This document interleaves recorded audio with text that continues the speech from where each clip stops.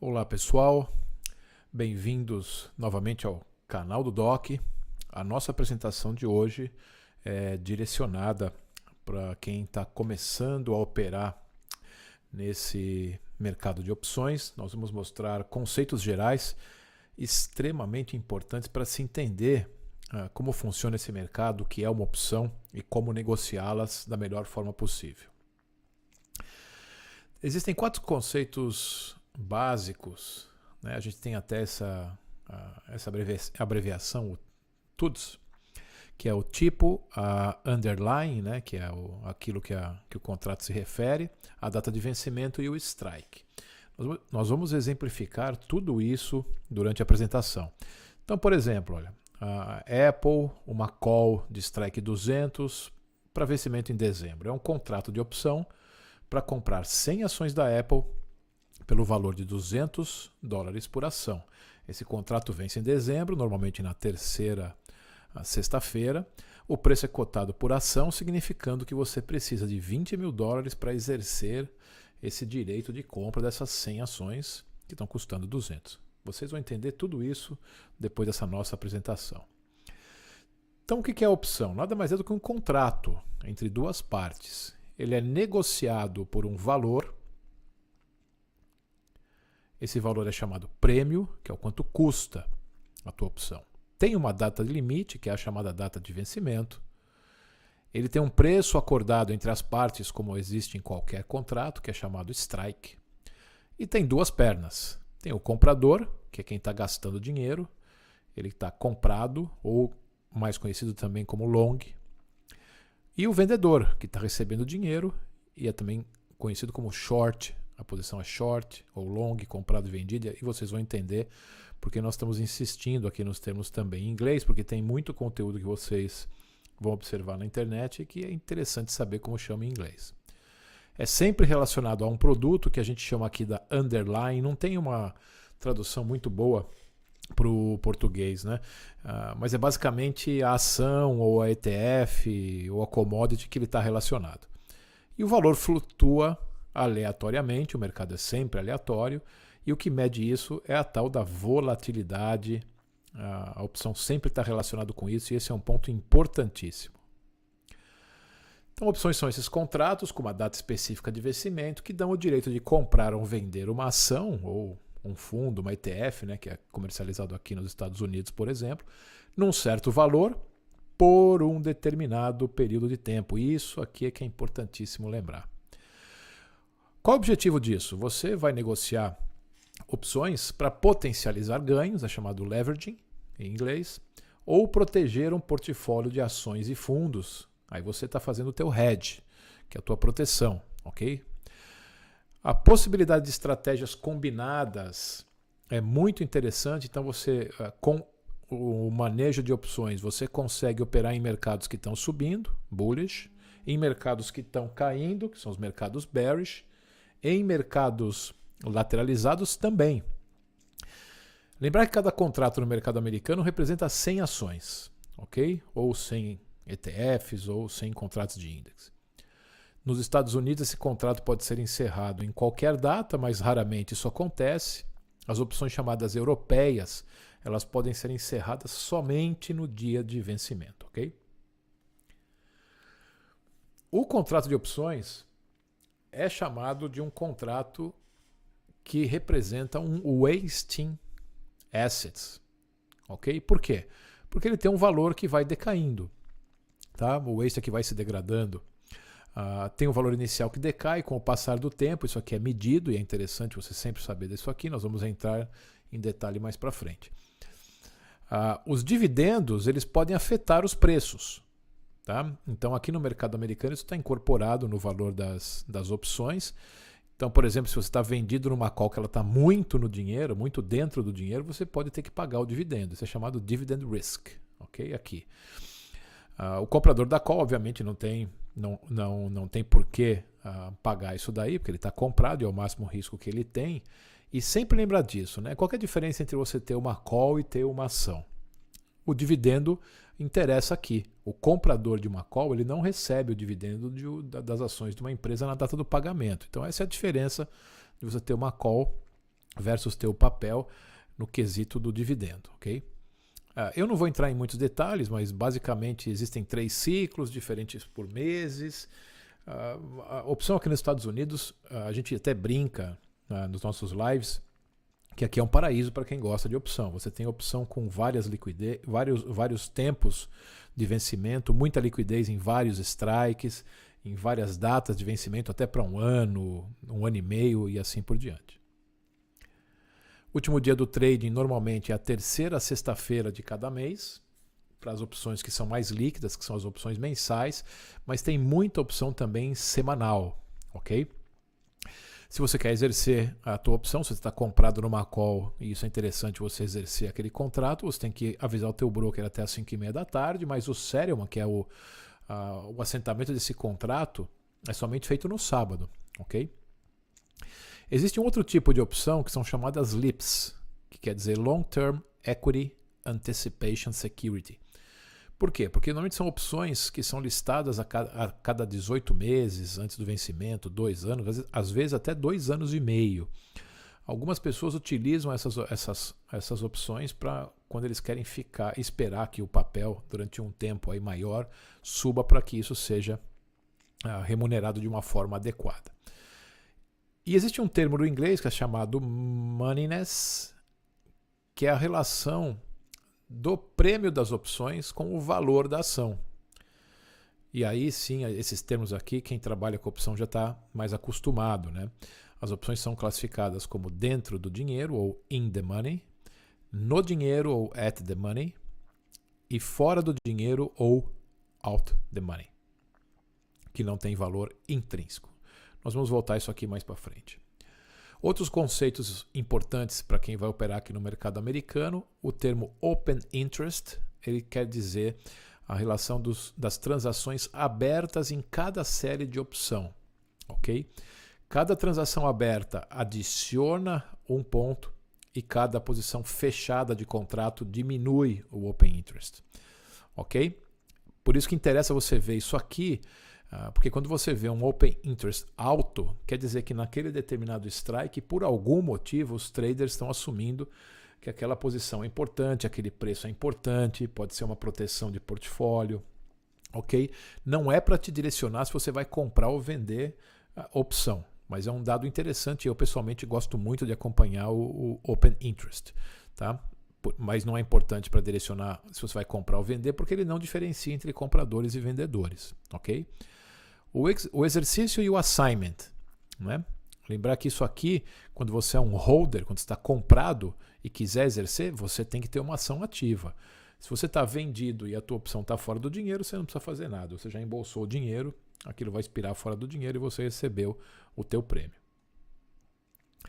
Existem várias definições. A definição da Investopedia é boa, né, porque ela também caracteriza o comprador e o vendedor, e aqui também no mercado americano o vendedor chama writer, é quem está subscrevendo o contrato, tá? Também é chamado seller, aqui é o buyer e seller, long position em buyer, short position em seller, mas também o seller, o vendedor, é chamado de writer, de um contrato, tá? O contrato ele oferece ao comprador o direito, mas não a obrigação de comprar, no caso de uma call, ou de vender, no caso de uma put, um determinado produto. O preço acordado é o preço de strike. Opções americanas, lembrar que podem ser exercidas a qualquer tempo, apesar disso ser raro. E por aqui, exercer significa utilizar o direito de comprar ou vender. E as ações, elas são sempre em múltiplos de 100. Ok? Cada contrato aqui representa 100 ações. Se uma opção custa, por exemplo, 0,35, comprar um lote vai te custar 0,35 vezes 100, $35, ok? Então vamos para uma parte mais prática, né? Toda opção ela envolve um contrato que tem as duas partes, a parte da compra e a parte de venda. Eu trouxe aqui isso marcado com cores vermelha e verde, justamente para mostrar o vermelho é um débito, né? Porque quando você compra você tem que desembolsar uma certa quantia e quando está vendendo você recebe o dinheiro. Existem 2 tipos de opções. Então tem a call e a put. A call é chamada buying option, é uma opção de compra. E a put é chamada selling option, uma opção de venda. Então o que quer dizer a call que é mais fácil de entender? Quem compra uma call tem o direito de comprar um determinado ativo a um determinado preço, que é o preço de strike, até a data de vencimento, que é a data de expiration. É uma operação de débito. Você tem que pagar para ter esse direito, tendo que colocar dinheiro na operação, ok? E na put, que é uma opção de compra, selling option. Quem compra uma put tem o direito, vamos sempre lembrar disso, quem está comprando tem o direito de vender o ativo a um determinado preço, preço de strike, até a data de vencimento, que é a data de expirar esse contrato.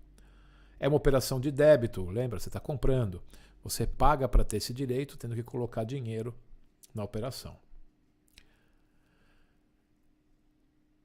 Quem vende uma call, observe que agora nós estamos do outro lado, né? Então a call, que é a buying option, que é a opção de compra, tem os dois lados, o lado comprador, que a gente já mostrou no outro slide, e o lado de quem está vendendo esse contrato. Quem vende uma call tem a obrigação. Então você comprou, você tem o direito. Você vendeu, você tem a obrigação. Quem vende uma call tem a obrigação de vender o ativo a um determinado preço até a data de vencimento. É uma operação de crédito. Você está vendendo algo. Você recebe na hora que você monta. Ok? Depois fica com essa obrigação que termina quando acaba o contrato, a data de vencimento. E a venda de uma put?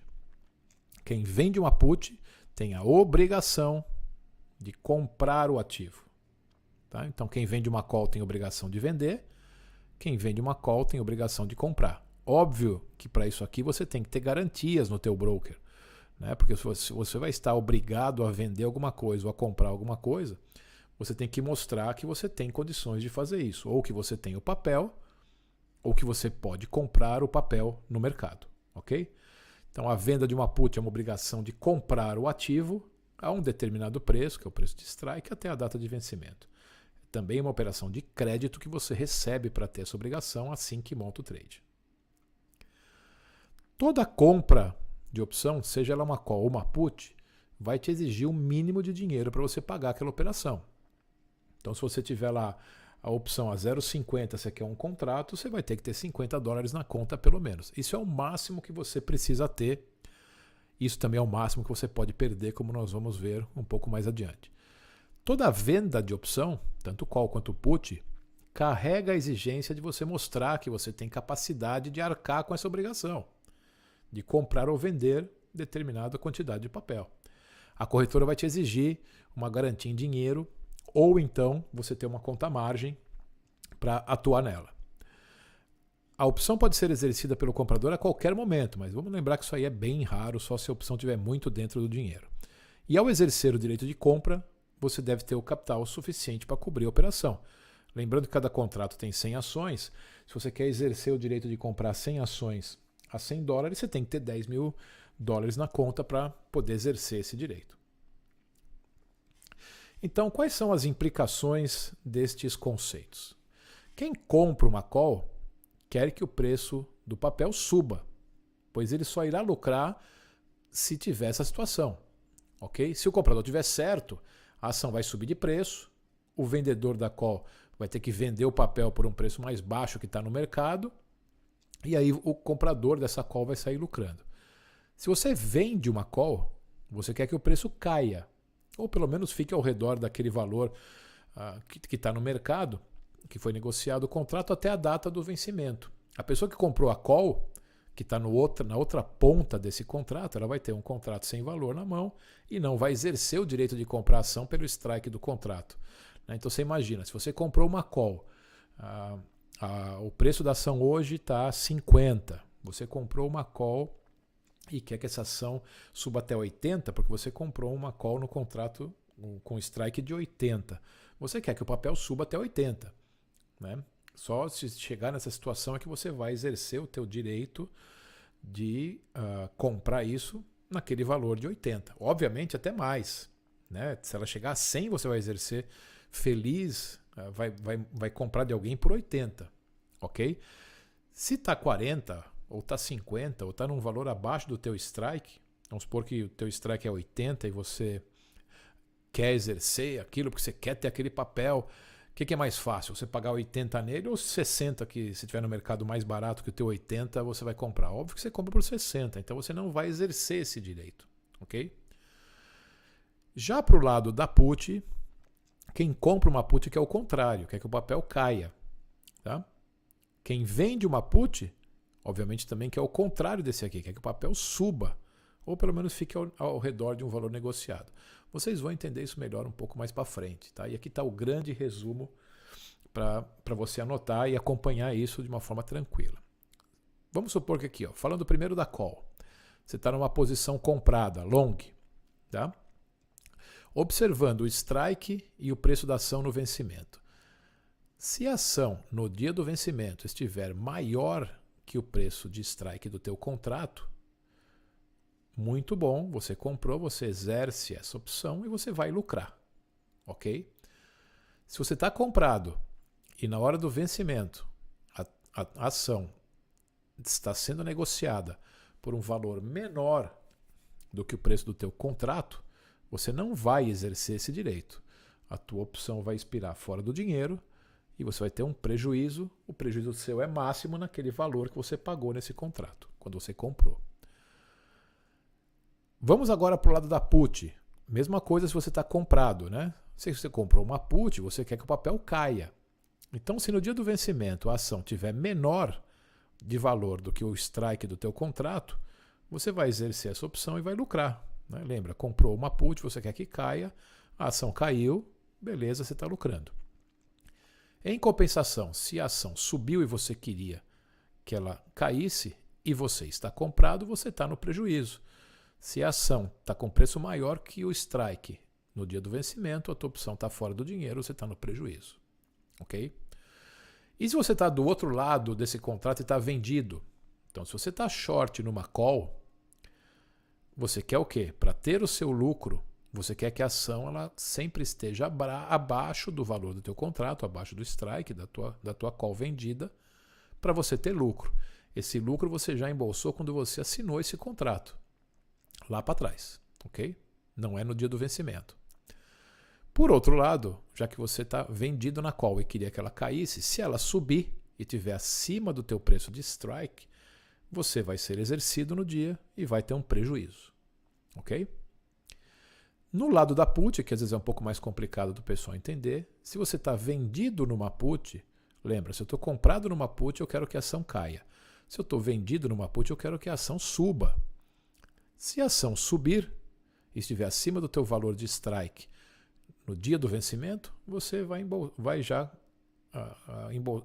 tendo embolsado já esse dinheiro anteriormente, vai realizar o teu lucro e o contrato vai acabar. Ok? Se você está vendido numa put e foi contra você a operação, e ir contra você é a ação estar menor do que o preço de strike, você vai ser exercido e vai ter um prejuízo. Ok?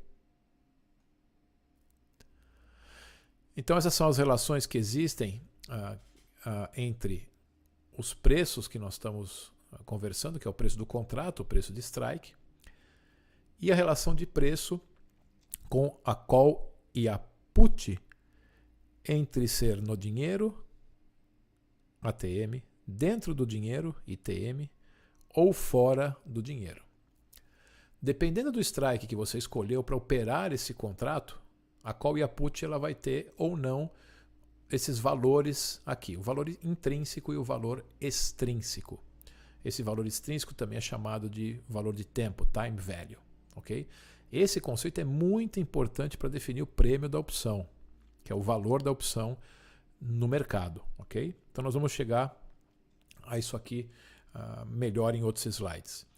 As opções fora do dinheiro, elas são chamadas assim porque todo o valor do prêmio das opções, o quanto ela está custando, que é o valor da opção, é composto por um valor extrínseco.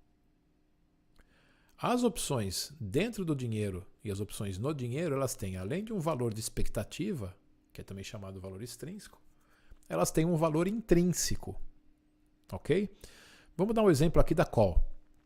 Então, se o preço aqui está na faixa de 110, se eu tenho uma call no strike 110, ela está no dinheiro.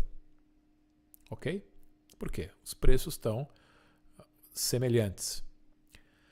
Se o preço é 110 e eu estou numa call strike 112, ou seja, acima do preço que está o meu papel, eu tenho uma diferença aqui, ó, de 1,64, que essa diferença aqui de valor entre o preço e o quanto está o meu strike é somente valor extrínseco, é um valor de expectativa. A ação está a 110, a gente nunca sabe se ela vai chegar a 112.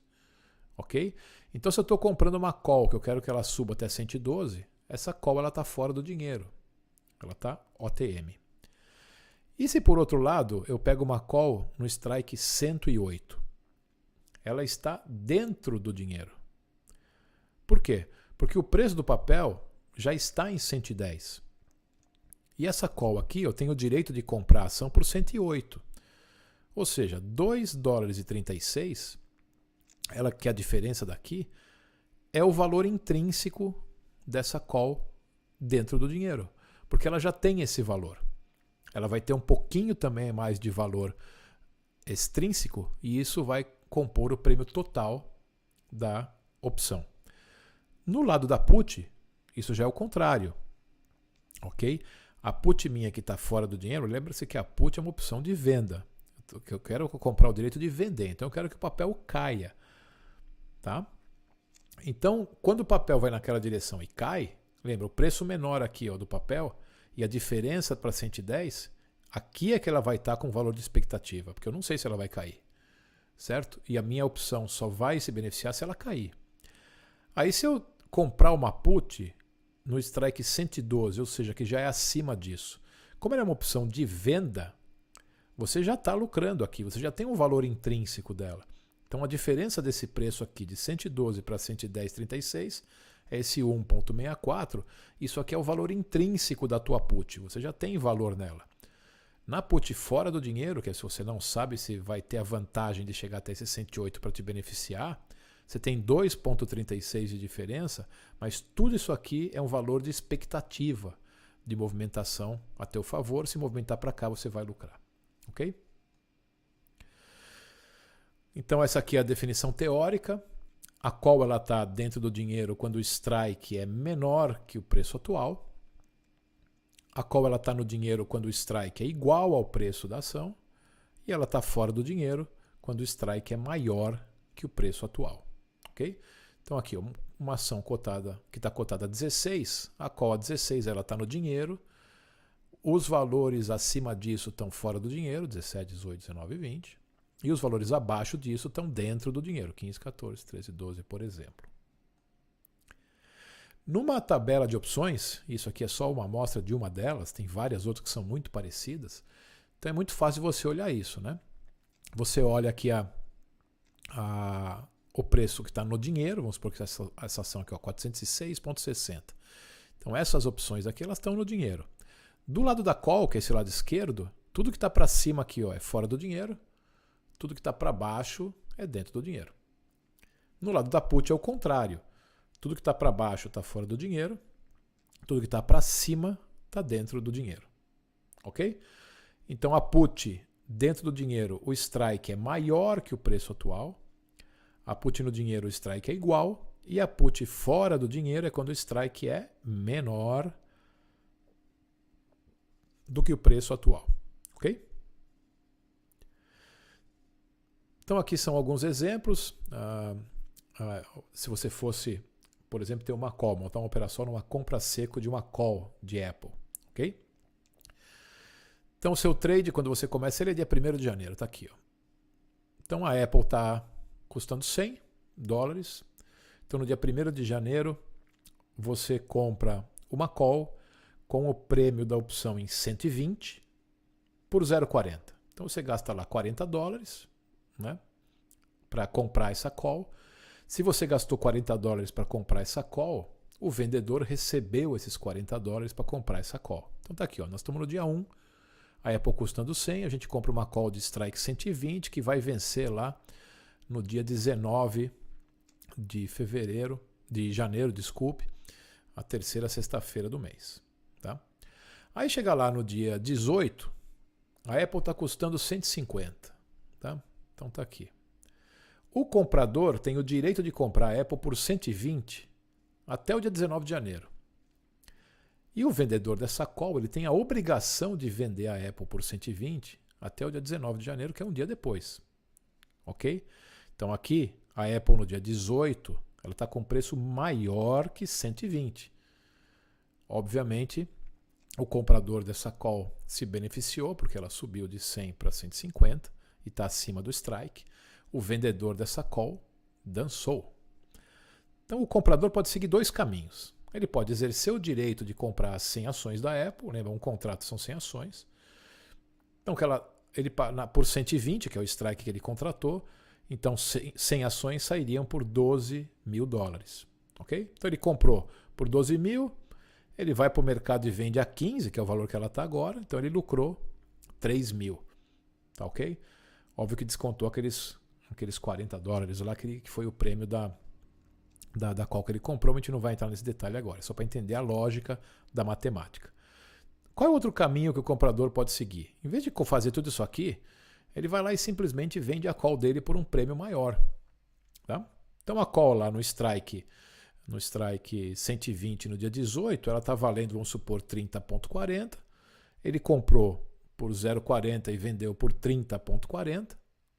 O lucro foi de 30 por contrato.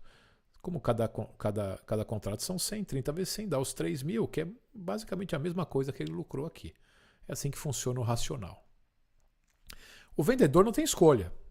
Ele vai ter que entregar 100 ações da Apple para o comprador, por 120 cada. Então as possibilidades, ele tem 100 ações ou mais da Apple, ele já tem esse papel, tem lá 1000 ações. Então o que ele faz? Ele vai ter que vender o papel a 120 por ação e o comprador vai receber esses 12 mil, ok? Ele não tem as 100 ações, o que ele vai fazer? Ele vai ter que comprar no mercado. Então 150 por ação, ele vai gastar 15 mil e vai ter que vender a ação por 12 para aquele cara que comprou. Então também tem os mesmos prejuízos aí de 3 mil, tá? E do lado da put, mesma coisa, tá? Você tem a Apple a 100 aqui, uma put no strike 80 lá para o dia 19, faz uma compra seco de uma put, você quer que eu compre, ou se você comprou, você quer que caia, certo? Então lá, o comprador vai pagar esses 40, o vendedor vai receber esses 40. Aí chega no dia 18, a Apple está lá, 50, caiu, né? Então beleza, o comprador está feliz dessa put. O comprador tem o direito de vender a Apple por 80 até o dia 19, e o vendedor tem a obrigação de comprar a Apple por 80 até o dia 19. A Apple está menor, o comprador vai estar feliz e o vendedor vai estar triste. Então o comprador, mesma coisa, pode seguir dois caminhos. Ele pode exercer o direito de vender essas 100 ações da Apple a 80 por ação, que dá 8 mil. Então ele vende por 8 mil e ele compra no mercado por 5 mil, porque está 50 vezes 100. Tá? Ele teve um lucro de 3 mil. Ok? Ou, o que é muito mais frequente, ele vai vender a put dele por um prêmio maior. Então ele comprou lá por 0,40 a put no strike 80 no dia 1º e no dia 18 ela vai estar valendo 30,40, por exemplo. Então ele pega 0,40, a diferença que ele lucrou, que ele comprou e vai vender por 30,40, ele vai dar lucro de 30 por contrato. Beleza, lucrou os 3 mil da mesma forma sem fazer tudo isso aqui, né? E o vendedor? O vendedor não tem escolha. Se ele for exercido, ele vai ter que comprar 100 ações da Apple por 150 cada. Então ele vai gastar 15 mil para ficar com essas 100 ações da Apple, 150 cada uma. E para sair da posição, para sair da posição, ele recompra a put por um valor aproximado de 70 por contrato, perdendo dinheiro. Tá? Uma outra opção, obviamente, é ele rolar, e é isso que geralmente a gente faz quem vende put, mas aí é uma outra discussão. Ok? Então as opções, o que elas têm? Elas têm as chamadas gregas. E isso vai ser um objeto da nossa próxima apresentação, porque esse vídeo já está bastante longo. Então na sequência a gente vai mostrar o que são as gregas, num próximo vídeo, e como elas se comportam e toda essa relação entre elas, para que você consiga entender as relações de preço, para que complete essa sua parte básica de conceitos e comece já a operar as opções assim que acabarem essas apresentações, tanto esta quanto a próxima. Ok? Então clique no próximo vídeo e observe a continuação dessa nossa aula básica para falar sobre o que são as gregas das opções.